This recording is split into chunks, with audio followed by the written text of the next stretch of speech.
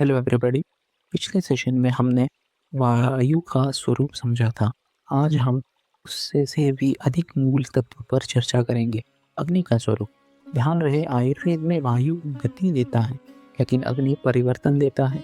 गति बिना परिवर्तन के निरर्थक है और परिवर्तन के बिना जीवन असंभव है। शास्त्र ने अग्नि को इतना महत्वता दी है कि स्पष्ट रूप से कहा गया है कि यदि अग्नि शांत हो जाए तो शरीर की मृत्यु निश्चित है। इसका अर्थ यहाँ यह है कि अग्नि केवल पाचन की शक्ति नहीं है, बल्कि जीवन की एक आवश्यक घटक है। अग्नि ही आयु का मूल है, अग्नि ही बल का मूल है, अग्नि ही वर्ण का मूल है और अग्नि ही स्वास्थ्य का मूल है। अब सवाल उठता है, आखिर अग्नि का स्वरूप है क्या? अग्नि शरीर में दो अवस्था में रह सकती है। या तो वह स्वस्थ रूप में होगी या अस्वस्थ रूप में। जब अग्नि सम्यक है तब पोषण सम्यक होता है। जब अग्नि दुष्ट हो जाती है तब आम उत्पन्न होता है और आम ही सर्व रोगों का बीज है, ऐसा शास्त्र में स्पष्ट उल्लेख है। इसलिए कहा गया है कि सभी रोगों का मूल कारण मंदाग्नि है। अब अग्नि को समझने के लिए हमें उसके संबंध पित्त दोष से समझना होगा। पित्त और अग्नि के संबंध को समझे बिना अग्नि का पूर्ण ज्ञान हो नहीं सकता। इसलिए सबसे पहले हमें पित्त को समझना होगा। पित्त के लिए हमें दोष का मूल स्वरूप जानना होगा। जो हमने पिछले बार बताया हुआ है कि दोष वह तत्व है शरीर का जो प्राकृतिक रूप में शरीर का धारण करता है, शरीर में परमाणु स्वरूप में वास करता है और विकृत होने पर वह शरीर के अंदर व्याधिकर होता है। अब पित्त दोष को समझते हैं।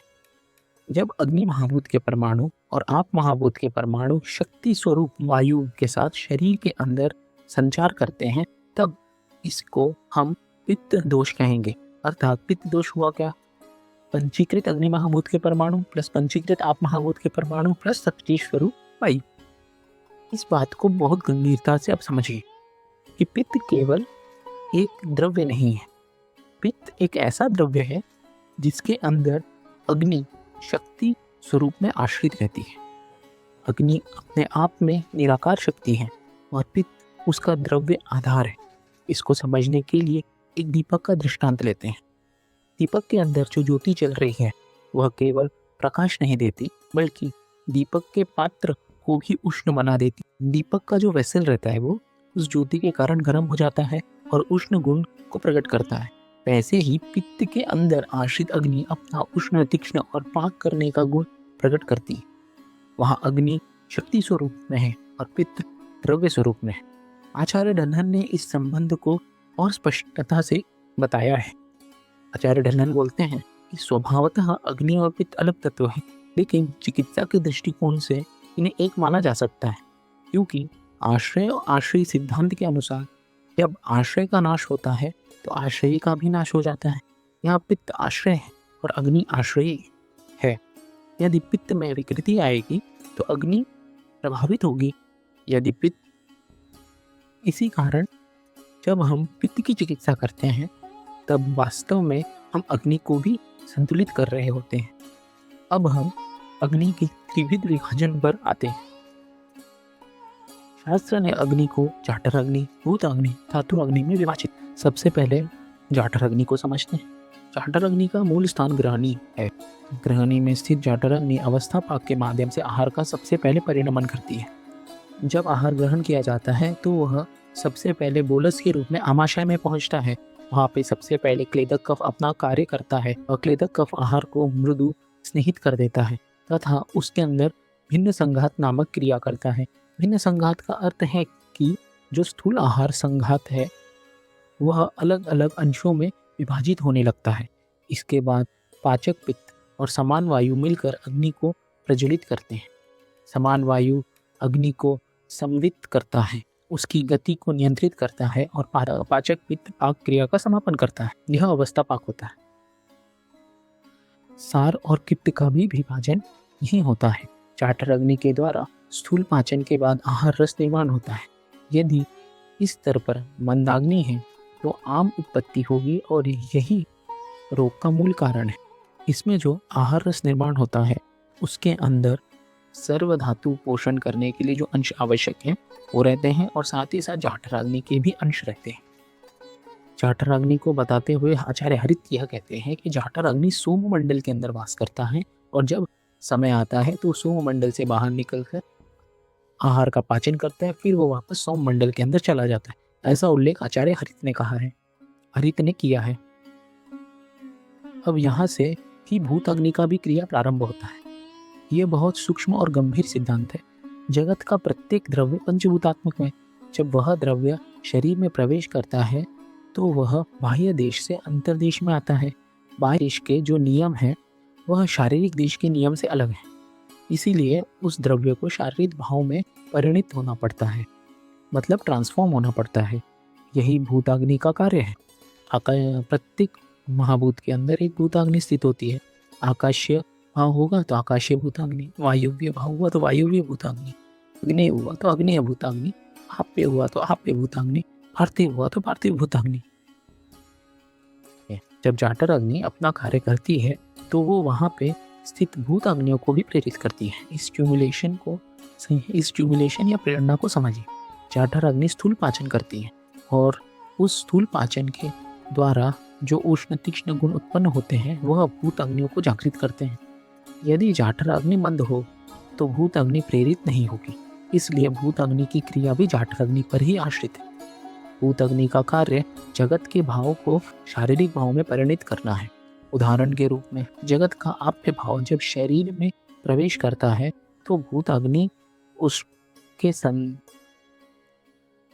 अग्नि उसका संस्कार करके उसे शारीरिक आप्य भाव में बदल देती है।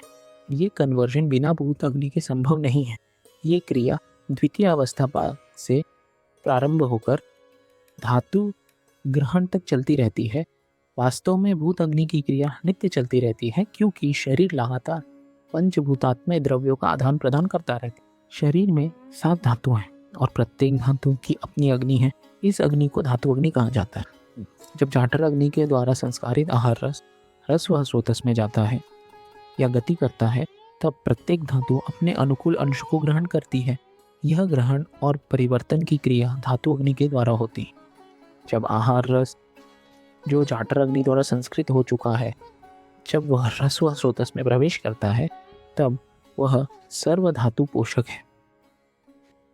लेकिन यहाँ एक महत्वपूर्ण चीज शुरू होती है, वो है धातु अग्नि का सिलेक्टिव ग्रहण प्रक्रिया। यहाँ पर हम स्निग्ध गुण के उदाहरण से समझते हैं। स्निग्धत्व सभी धातुओं में समान नहीं होता। हर धातु की अपनी एक विशिष्ट स्निग्धता है। ये बहुत महत्वपूर्ण बिंदु है। रस की स्निग्धता यह प्रीडन रूप है, रक्त की स्निग्धता यह जीवन रूप है, मांस की स्निग्धता यह लेपन रूप है, और मेद की स्निग्धता यह स्नेहन रूप है। वैसे ही अस्थि के अंदर स्निग्धता कम होती है, उसके अंदर काठिन्यत्व ज़्यादा होता है। मज्जा की स्निग्धता पूर्ण रूप है, और शुक्र की स्निग्धता यह गर्भाधान रूप है, अर्थात अति सूक्ष्म है, नवीन जीवन देने वाला है। अब ये सबके अंदर गुण तो स्निग्ध ही है, परंतु उनकी क्रिया अलग अलग है।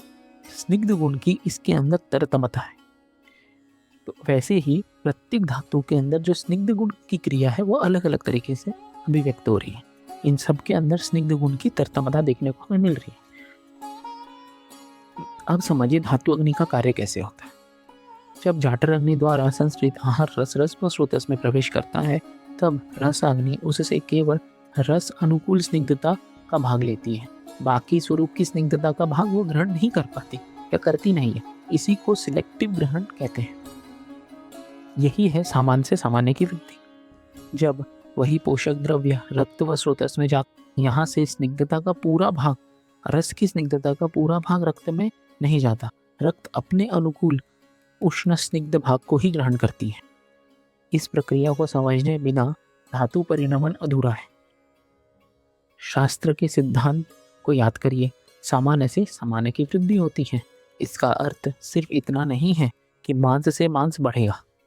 इसका गहरा अर्थ है, जैसे जगत का मांस द्रव्य अपने भाव से मांस धातु के समानाधिकरण में है, अर्थात उसमें मांस भाव प्रधान है, इसलिए जब वह शरीर में प्रवेश करता है तब उसका मांस अनुकूल गुण मांस धातु को ही अधिक वृद्धि देता है। इसलिए मांस भोजन से मांस धातु की वृद्धि तीव्रता से होती है, तुलनात्मक रूप से रस या रक्त की। यही कारण है कि शारीरिक मांस वृद्धि के लिए मांस भोजन प्रभावी माना गया है। ये भी समझिए कि जगत का मांस शरीर का मांस सीधा नहीं बन जाता। पहले जाठर अग्नि उस पे संस्कार करती है, फिर भूत अग्नि का उस पे संस्कार होता है, फिर धातु अग्नि अपने अनुकूल गुणों को उसमें से ग्रहण करेगी। अब जो मांस लिया गया है उसके अंदर मूलतः ही वो गुण प्रधान है जो मांस से सामंजस्य है। इसी के लिए उस मांस से सबसे ज्यादा जो पोषण होगा वो मांस धातु का होगा शरीर के अंदर के। अब हम एक स्टेप आगे चलते हैं। एक स्टेप आगे जाने के लिए हमें पोषण न्यायों का आश्रय लेना होगा। इस वीडियो में उसका कंटेक्स्ट है नहीं, फिर भी हम थोड़ा सा अंश उसका देखेंगे। जैसे अगेन वही स्निग्ध गुण का हम एग्जाम्पल लें। रस से रक्त की यात्रा में स्निग्धता का स्वरूप बदलता है, रक्त से मांस की यात्रा में पुनः वो बदलता है, मांस से मेद की यात्रा में पुनः वो बदलता है। वो स्निग्धता एक ही है जो सब जगह चल रही है, परंतु गुण परिवर्तन उसका हर स्थान पे हो रहा है। इसलिए जब हम कहते हैं कि धातु परिणमन, इसका अर्थ है गुण विशेष का कर्मबद्ध परिवर्तन। जाठराग्नि भूताग्नि को जाठराग्नि प्रथम पाचन कराती है, उससे भूताग्नि प्रेरित होती है, भूताग्नि शारीरिक भावों में उसको कन्वर्जन में हेल्प करती है, और धातु अग्नि समान गुण से का ग्रहण करता है और जो असमान गुण है उसका ग्रहण नहीं करता। यह एक बुद्धिपूर्ण सिलेक्टिव गुण आधारित मेटाबॉलिक तंत्र है। अब हम समग्र दृष्टि से देखें तो आहार प्रवेश करता है, स्वेदक कफ उसमें मृदुता देता है, पाचक पित्त और समान वायु उसका पाचन कराते हैं, जाठर अग्नि स्थूल संस्कार करती है, भूत अग्नि सूक्ष्म परिवर्तन करती है, धातु अग्नि प्रत्येक धातुओं में परिणमन करती है, धातु अग्नि प्रत्येक धातु में परिणमन करती है। यह पूरी प्रक्रिया एक जीवंत मेटाबॉलिक इंटेलिजेंस है। यह पूरी प्रक्रिया एक जीवंत मेटाबॉलिक इंटेलिजेंस है। अग्नि की चतुर्विध अवस्था भी इस संदर्भ में महत्वपूर्ण है। अब अग्नि की चतुर्विध अवस्था उसके ऊपर दोषों का आवरण कितना है उसके ऊपर आधारित है। यदि उसके ऊपर त्रिदोष सम्यक रूप में है तो वह समाग्नि है, यदि उसके ऊपर वात का आवरण ज़्यादा है तो वह विषमाग्नि है, यदि उसके ऊपर पित्त का है तो तीक्ष्णाग्नि है, और यदि उसके ऊपर कफ का है तो वह मंदाग्नि के रूप में रहेगा। इसको वैद्य को प्रधानता से देखना चाहिए।